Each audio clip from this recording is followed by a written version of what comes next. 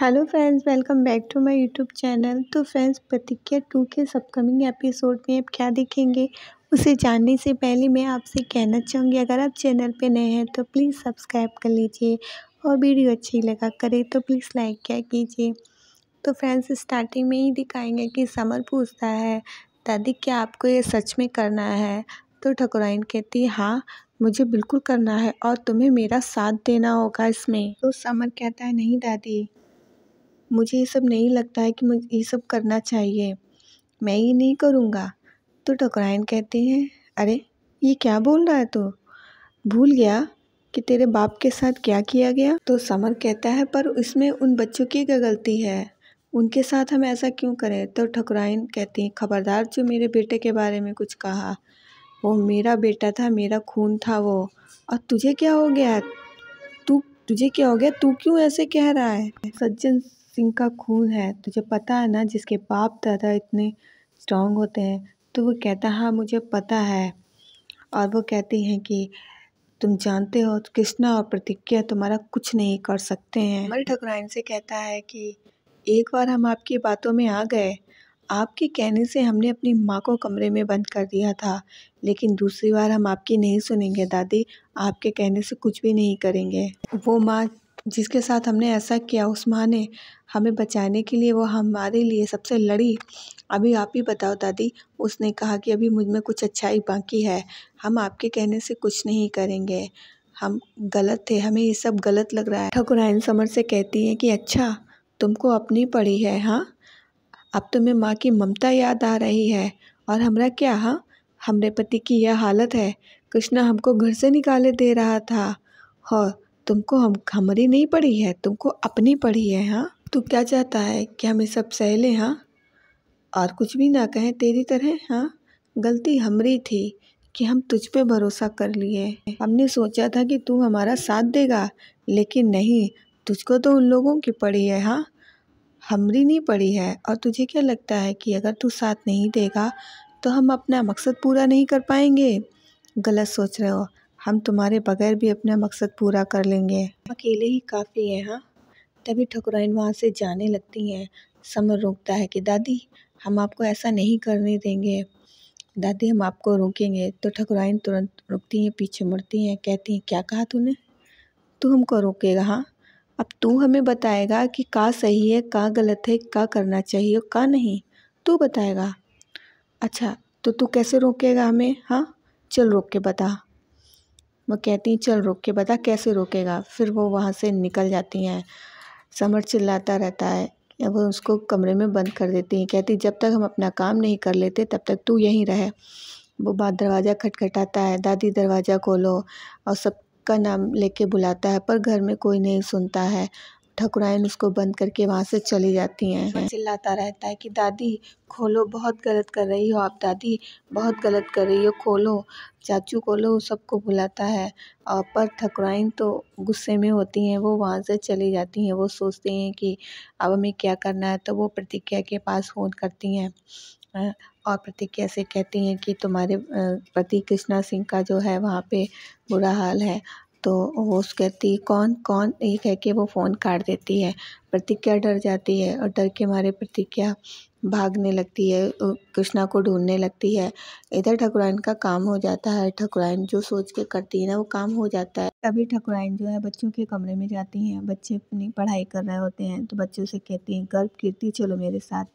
तो कीर्ति कहती कहाँ दादी? तो कहती है चलो। तो कीर्ति कहती है अच्छा ठीक है दादी। वो दोनों बच्चे उनके संग चल देते हैं। तभी फिर कीर्ति पूछती है, दादी हम कहाँ जा रहे हैं? पर जब वो नहीं बताती हैं, वो बार बार पूछती है, दादी हम कहाँ जा रहे हैं? जब वो बार बार नहीं बताती है तो उसको कुछ गड़बड़ लगने लगता है। तो कहती है दादी हम कहाँ जा रहे हैं?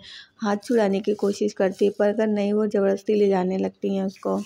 हाँ फिर उसको लेके जाती हैं, तो वो बच्चे पूछते रहते हैं। इधर समर सोचता है कि दादी जो सोच रही हैं वो कितना गलत है, वो हम नहीं करने देंगे, पर मैं करूँ तो करूँ क्या, मैं तो यहाँ पे बंद हूँ। तो समर सोचता है लेकिन नहीं, मुझे फिर भी कुछ भी करके रोकना होगा, क्योंकि मैं पापा के जैसा नहीं बन सकता हूँ, मुझे एक अच्छा इंसान बनना है, तो मुझे कुछ भी करके उन बच्चों को तो बचाना ही होगा। तो समर सोचता है लेकिन मैं यहाँ से निकलूँ कैसे, मुझे प्रतिज्ञा और कृष्णा के पास तक तो पहुँचना ही होगा।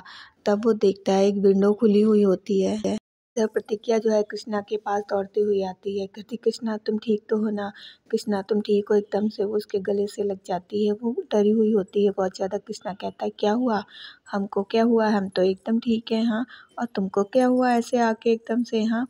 तो कहती नहीं कृष्णा तुम ठीक तो है ना, कहती क्या हुआ तुम बताओ तो बात क्या है।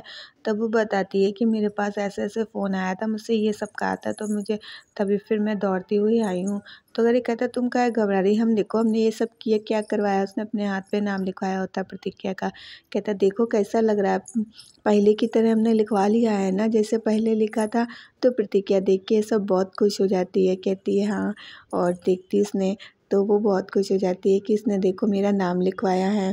कृष्णा कहता है कि तुम खामखा इतना सोचती रहती हो हाँ, देखो कितना अच्छा लग रहा है। तो प्रतिज्ञा कहती हाँ वो असल में फ़ोन आया था ना, इसलिए मैं घबरा गई थी, मुझे कुछ समझ में नहीं आया था कि, और पता ही नहीं मुझे पास ऐसा फ़ोन किसने किया।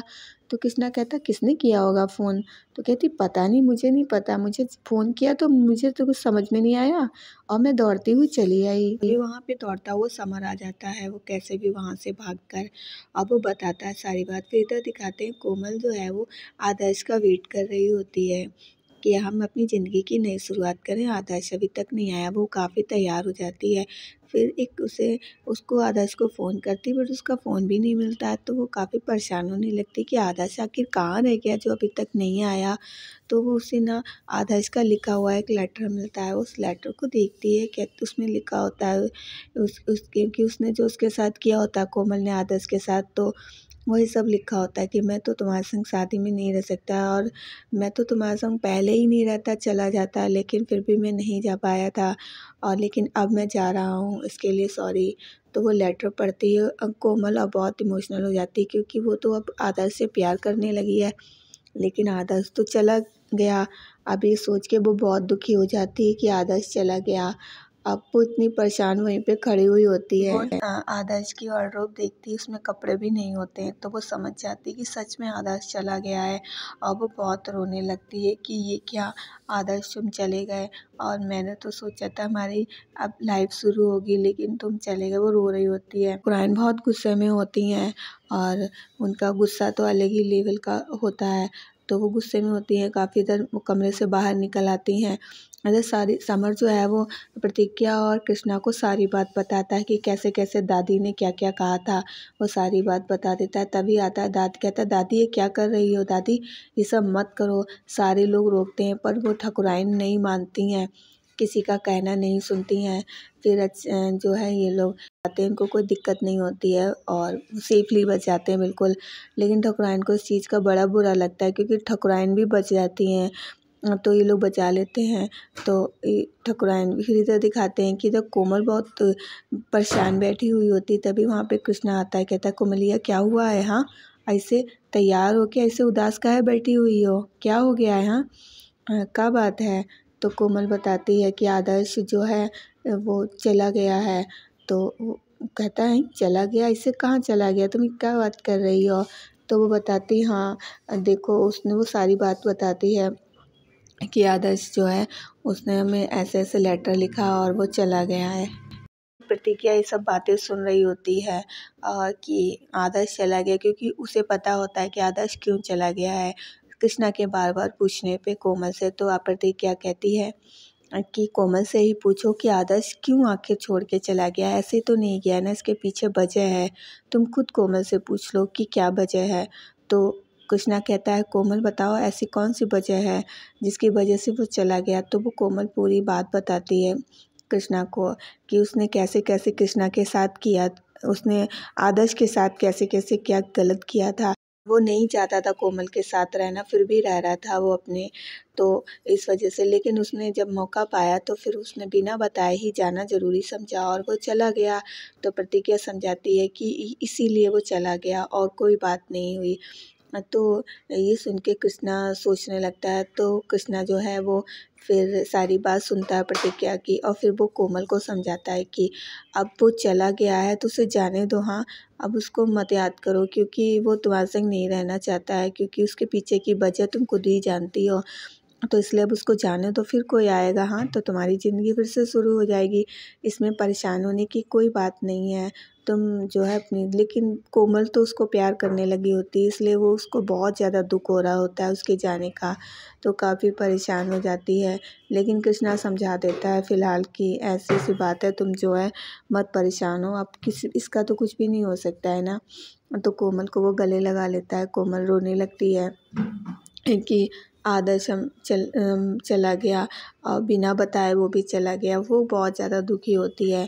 फ़िलहाल कृष्णा उसको समझा देता है।